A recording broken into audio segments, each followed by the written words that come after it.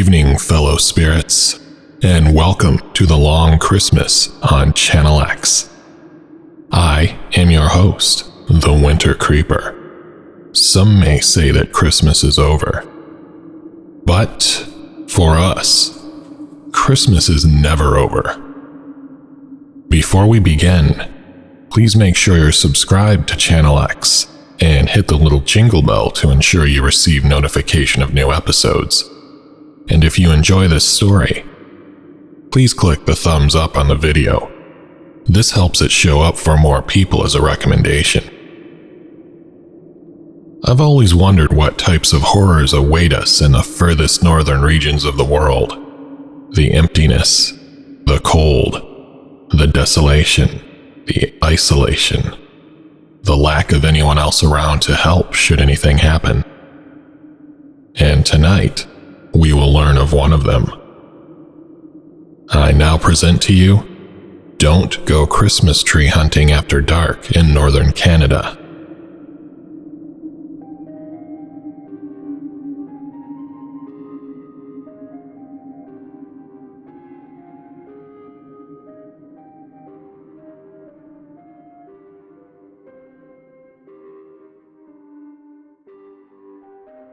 When I was growing up, every Christmas we would go out hunting for a tree. The perfect one, just the right size to put up in our living room. It was always an excursion. Going out into the countryside, crammed into the snow-covered car in our winter wear. My mom and dad, my brother Noel, and me. The four of us were an unstoppable team, heading out into the white wilderness to find that one ideal specimen to hack down and drag home with us, so that we could decorate it in tinsel and cover it with ornaments, lights, and all the works. Every year it was our tradition. Until one year, it wasn't anymore. Dad passed away a couple years back. And with all this pandemic business, it doesn't look like we'll be doing much as a family this Christmas for the first time that I can remember. It was with this feeling of melancholy and neglected nostalgia in mind that I hopped into my car on a whim and drove out into the snow-covered countryside to find a Christmas tree. The whole thing was a bit out of the ordinary for me, but I was feeling stir-crazy sitting in my apartment. I had just been quarantined for a week due to an exposure at work, and had finally gotten back the negative results and subsequent all clear to venture outdoors again. After days of Uber Eats, watching reruns, and old Christmas movies, I could finally leave my house. I couldn't remember where the place was that we had gone to as kids, so I just drove around until I found a farm with a sign out front. It took a couple hours, but I liked that lost feeling, that sense of misdirection that none of us experience anymore since we all have GPS and cell phones. I had turned my phone off and put it in my glove box, vowing not to use it for the trip. Instead, just wandering until I finally found that sign that I was looking for. Christmas trees, it read. $40 each. Bring your own saw, BYOS. Perfect, I thought, just like the old days. I pulled into the frozen gravel lot and parked.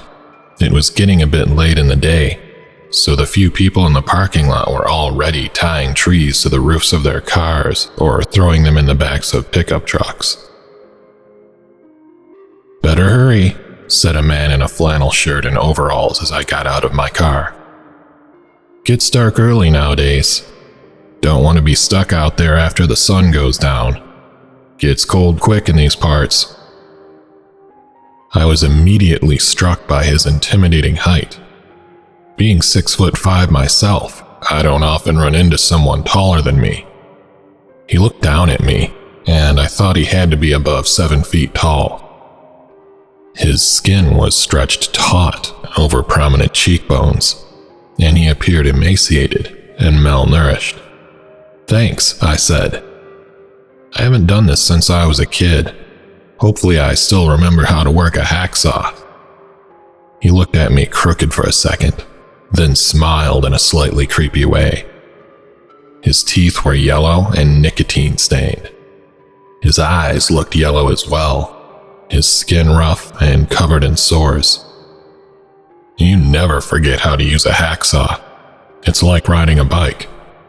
But remember what I said about the darkness and the cold. You from around here? Yeah, more or less. Why? He watched me for another second, chewing a wad of something sticky and brown in his mouth as he did. Just make sure you're back at your car by sundown. Lots of animals out, and not much to eat this time of year. What kinds of animals? All kinds. Wolves, coyotes, other things too. I assumed he was the unstable owner of the place, and guessed by his comments that he was slightly insane. One of his eyes was looking at me, and the other was staring off into the distance. The parking lot was soon abandoned, as all the other cars seemed to leave at the same time as I prepared to go out. Trudging through the snow, bundled up with my hacksaw in hand, I proceeded into the forest of Christmas trees, and he stood and watched me go. Near the parking lot, the trees were all too large to fit in my living room. It took a while to get into the decent ones, and I found a lot of the best specimens had been taken. This one had a hole the size of a basketball in the boughs. That one was already starting to turn brown and looked sick. Too small, too large, too skinny, too tall, too fat. Wouldn't fit. Before I knew it, I realized I was having trouble seeing where I was going. The sun had been subtly setting behind my back. I tripped over something and fell in the snow. When I got up, my gloves were damp, and I realized my feet were starting to feel numb. It was suddenly getting very cold. Okay, I thought to myself. Just pick one and get out of here. All of the trees looked sick and dying, I realized now. They were missing large sections, and none of them looked suitable for use. I settled on a random one after another couple minutes, and quickly hacked it down with the saw. By the time I was done, it was pretty much completely dark outside. I thought again about the man's warning to return to my car before it got dark, and started to get nervous and wonder why he had been so insistent. Perhaps there are wolves, a voice in my mind said, or bears. Maybe there are wendigos. Why did I have to think about that? As I walked through the knee-deep snow, dragging this sick-looking little tree behind me, I remembered what I had read about them. Wendigos were a creature first mentioned in Canadian First Nations folklore, and I had once done a project on them for school. I discovered through my research that a wendigo is an evil, malevolent spirit. It is fueled by greed and loves the cold. It prefers its victims hungry, like those found in remote regions during winter months. It possesses people and causes wendigo psychosis, a condition diagnosed by psychiatrists. Symptoms include cravings for human flesh. Those who are possessed want to eat people. For every person the creature kills and consumes, its gaunt and skinny frame grows taller, thus never feeling satisfied. It is towering in its height, thin and human-like, but motivated only by greed and an insatiable hunger for human flesh. Wendigo tend to appear in the winter when food is scarce. They love the cold. They are drawn in by starvation and ice-cold freezing despair. My stomach rumbled with hunger.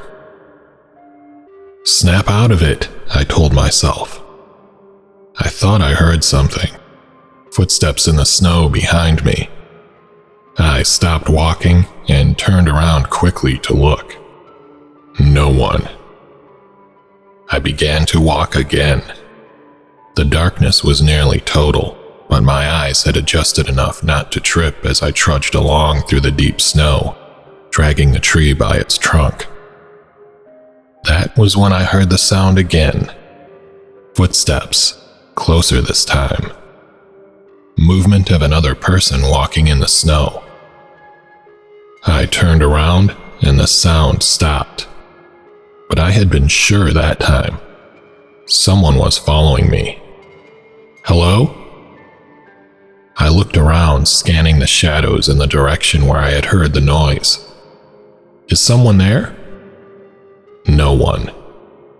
Hesitantly, I turned around and began to march again, my thighs now numb from the cold. My toes had gone from a wet and frozen pins and needles sensation I associated with childhood tobogganing excursions to now suddenly feeling painful and dead. The temperature had plunged rapidly. I hadn't checked the forecast, but this seemed unnatural. It felt like it was minus 30 degrees Celsius. My breath plumed out in the air in front of me, and my hands began to shake involuntarily. Suddenly, my teeth were chattering, and I was having trouble walking, my legs not wanting to move. The sound was coming behind me again, much closer now. I turned around, and this time it didn't stop. It didn't try to hide. The thing coming at me looked very much like the man from the parking lot, but he was no longer human. Maybe he never was in the first place. His plaid shirt was torn, and it looked like he had grown taller than before, and was now pushing 8 feet. Jaundiced eyes full of hate and hunger stared at me as he raced toward me, his long legs making him move quickly in the snow. For a moment, I was frozen there, in more ways than one. It felt like the closer he got, the colder it was. And if anything propelled me to escape from him, it was that. I didn't want to feel that freezing dread for 1 second longer. It felt like death. My heart racing, I dropped the tree and ran. The fear I felt as I raced through the snow was indescribable. Have you ever been so afraid that your body doesn't feel real anymore? Your muscle memory doing everything for you, telling your body to run, and you don't even have time to think. You just run. The problem is when there's an 8-foot-tall wendigo chasing after you, and they're obviously hungry and fast as hell. That's when it doesn't matter how quick you can run, because you're still gonna die. I heard him gaining on me, and I knew if I looked back I would die. Just that brief momentary lack of focus would be enough to cause my demise. My heart skipped a beat as I felt it swipe at my clothing and nearly grab a hold of me. And I realized I would never get away by running like I was. I could hear its breath behind me, very close, breathing heavily as it ran. Headlights flashed suddenly, illuminating me, and I heard the wendigo scream and duck away. The parking lot was to my left, I realized. I had reached it just as the creature was about to grab hold of me. It would have still, if not for this one random person pulling into the parking lot. I heard the wendigo running off back into the trees, clearly terrified of the light. My heart hammering, I walked toward the parking lot. I wanted to thank whoever was in the car, since they had saved me. Even if it hadn't been intentional, it happened. Interestingly, the car looked familiar. I realized as I walked over to it. My older brother Noel rolled down his window, and the expression on his face revealed a total lack of surprise or any other emotion. "Noel, you saved me, man. Thank you. There was something chasing me out there in the woods. A wendigo? He asked. Yeah, how did you know? And how did you know I was out here? Mom told me you went looking for a tree, and there's only a couple of places you can go these days. I got worried about you.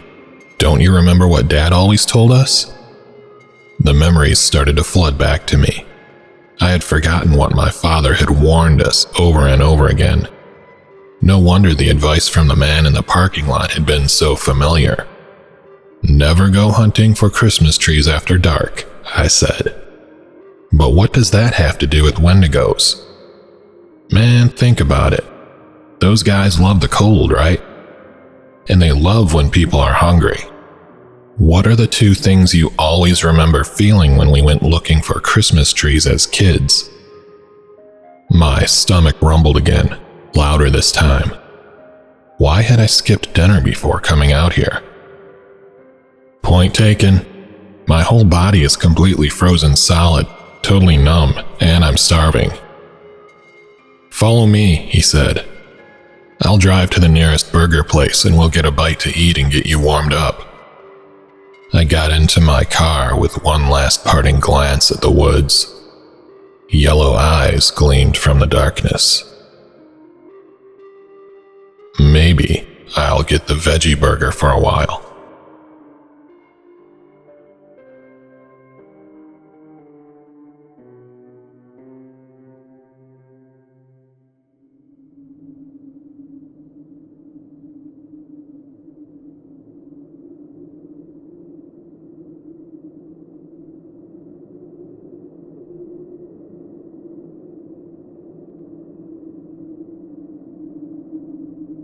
That story certainly did not do any favors for my irrational fear of the Great White North.